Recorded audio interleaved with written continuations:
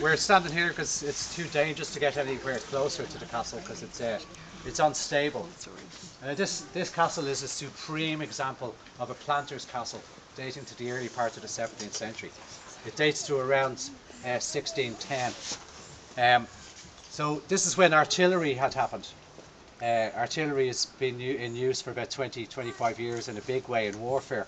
So castles become redundant because all you need is a cannon and a big cannon and it'll take out a castle no problem. So this is what's called a fortified manor house. So it has fortification elements, has a bawn wall or a protective curtain wall, which this is part of here. And it has things like machicolations, which are little projections above doorways that you pour boiling oil out of, or poo, or whatever, drop rocks on people's heads. Or so anybody who's trying to get in your door, you have little projecting stones above the doorway, and they're still in situ.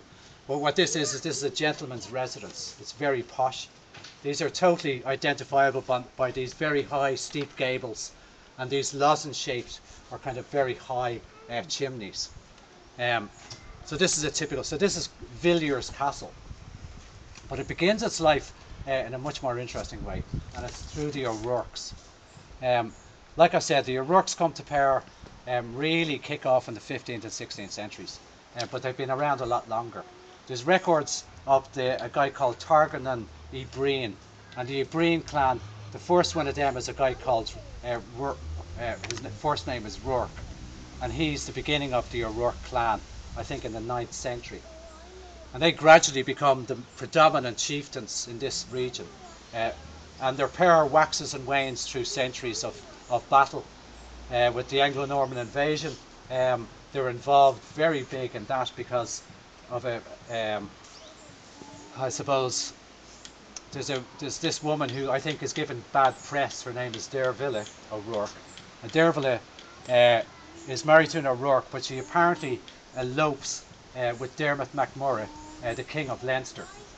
And O'Rourke comes along to get his wife back, but it's far more complicated than that, so I won't go into it. I think she gets bad press. I think she's a bit of a scapegoat for the political elements of what's happening in the 12th century. And it's all this woman's fault. It's nothing got to do with MacMurrough and O'Rourke and all the problems. But what happens is O'Rourke comes along, takes his wife back, and him and the O'Connors absolutely kick the hell out of MacMurrough. He loses his kingship in Leinster and decides this is when the O'Connors become High Kings of Ireland. And so the O'Connors of Roscommon, with the help of O'Rourke. And MacMurrough goes off to England and he finds a man called Strongbow to give him some help. So this is the Anglo-Norman invasion in 1169, and this begins so it's all blamed on Derville. It's all her fault. If she hadn't eloped with MacMurrough, O'Rourke wouldn't have come down on him like a ton of bricks that he did. He wouldn't have lost his kingship, and he would never have gone to England to get help from the Anglo-Normans. So it's all this woman's fault, but it's not really. It's much more complicated than that. So this is really kicking off the time of the Anglo-Norman invasion and O'Rourke's consolidation of power in this region, allying himself with the High King and the kings of Connacht, i.e. the O'Connors. They become very, very important people, the O'Rourkes, and they grow. Now there's a building just down on the riverside, and this is the other reason why Dromahair is important. Like I said at the beginning, I think that the fording point is just behind us, and that this is the western ford, or the eastern ford, while Sligo is the western one. So it could be demons, or it could really be something as mundane as a fording point. But that's what makes this place important. But just down in the trees, it's really overgrown, really hard to see, is this drawing done of O'Rourke's Hall in the end of the 18th century. I think it's by Cooper. It's 1793 it was drawn. So you see these big arch windows, rounded arch windows. The doorway is being robbed out. There's some keystones. Now a colleague of mine has surveyed this. Now these windows are all gone now. They've all been robbed for the dressed stone. But this banqueting hall is pretty. There's only 4 of them in the country. By the time you get So there's a debate whether this is a Norman site or is it a 15th century site. Now, from the different scholars I've spoken to, most have agreed it's 15th century. And this was founded when because the Irish weren't building castles. They could have, because they were paying to get big friaries and abbeys built. Like the 12th century abbey in Boyle, the Cistercian one, was built by the MacDermots. But the MacDermots never built a castle. The Irish seem to be using the landscape as their fortification. So they're living in maybe things like crannogs or ring forts, or these things called moated sites, which are kind of rectangular ring forts, and using the landscape as their castles. Anytime so they didn't use permanent defence, they were guerrilla tactic warfare. So the Anglo-Normans were really annoyed at this, because they were used to castles and besieging things. So trying to fight the Irish is actually really difficult. So the Irish could easily afford and had the technology and the masons to build castles, like they built the Boyle Abbey, but they didn't, not until the 15th century, when one of the O'Rourke's built a tower house here. So if you've ever been to Bunratty or Blarney, that type of castle was on site here, that was built by the O'Rourke's. And these Gaelic lords would have banqueting halls where they'd feast. And these banqueting halls were copies of Anglo-Norman banqueting halls, where they'd collect rent, receive guests, eat pig, drink wine, drink whiskey, have a bit of crack, spit roasting pork, that kind of thing. And we're going to hear a rendition very shortly from of the O'Rourke feasts. It's a poem written by Jonathan Swift, who wrote Gulliver's Travel. He wrote this poem about the O'Rourke's banqueting hall, which is where we're only about 20 metres from it, which I think is pretty amazing. So the O'Rourke's are constantly in conflict with neighbouring clans, and then the 9 Years' War kicks off.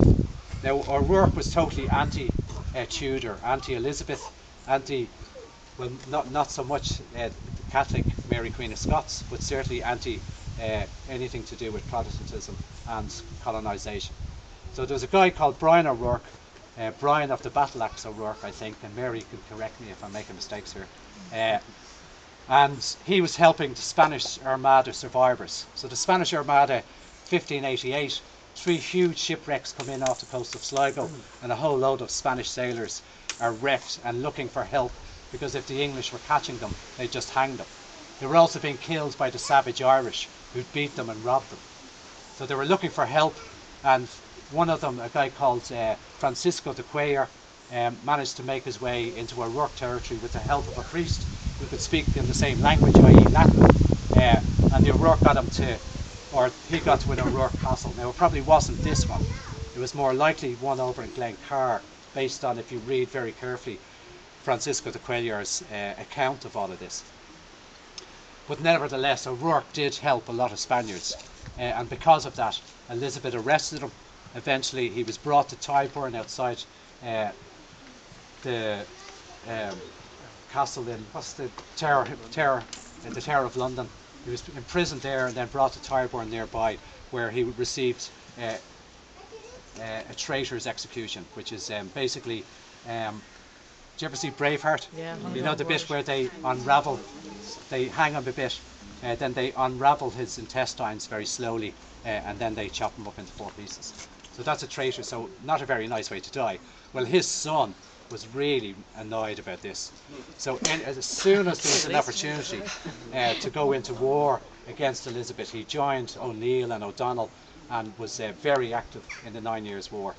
And he's most famous, I suppose, for his involvement in a thing called the 1599 Battle of the Curlews over near Boyle, where O'Connor Sligo was besieged in his castle in Collooney, and Sir Conyers Clifford, the governor of Connacht, was with a large British force sent to relieve him. So he gets to Boyle, and O'Connor's Cliffords decide that they'd press on, even though the men were tired because they've just walked from Roscommon, or marched from the castle there, get to Boyle, and they decide to cross to Curlews, where the MacDermots and the O'Rourkes attacked them. And Brian Og O'Rourke, the son of the guy who'd been killed and executed, he went and chopped O'Connor or Sir Conyers Clifford's head off, and brought the head gave it to Red Hugh O'Donnell, who brought the head then to the castle and said, here's the guy who's on his way to help you. And so the guy in the castle went, okay, I surrender, and so that was that. So Brian O'Rourke then, he was eventually executed, and his sons, it was Tig and another Brian, and there's a whole complicated, and your book does it really well. Fabulous, it's worth a movie, what happens to this poor, it's incredible. So Tig is poisoned, eventually, they're imprisoned in the Tower, and basically through this guy called the Duke of Buckinghamshire, who was a lover of King James, who was homosexual, and it was just total rapscallion, kind of like real little shit, basically. Horrible guy. This guy, George, he eventually gets the O'Rourke's to sign over all their estate to him, and he gives it to his brother. And it's his brother, George Villiers. Is it George? It's George. George who got it actually. George who gets it, and then but he was assassinated. He's eventually. It's William Villiers then, who gets the O'Rourke's land and builds this, and then they eventually kind of through, like, he's an absentee landlord, and through bad investment and all kinds of trouble, he eventually sells it to a family called the Lanes of Lanesborough in County Longford, who they marry into a big family, a huge landed family called the Fox family of Yorkshire, and they become the Lane Foxes, and they become the landlords up until 1914, and the land is redistributed through the Land Acts, and that's the end of the story. So, I think we're going to have a poem. Thank you.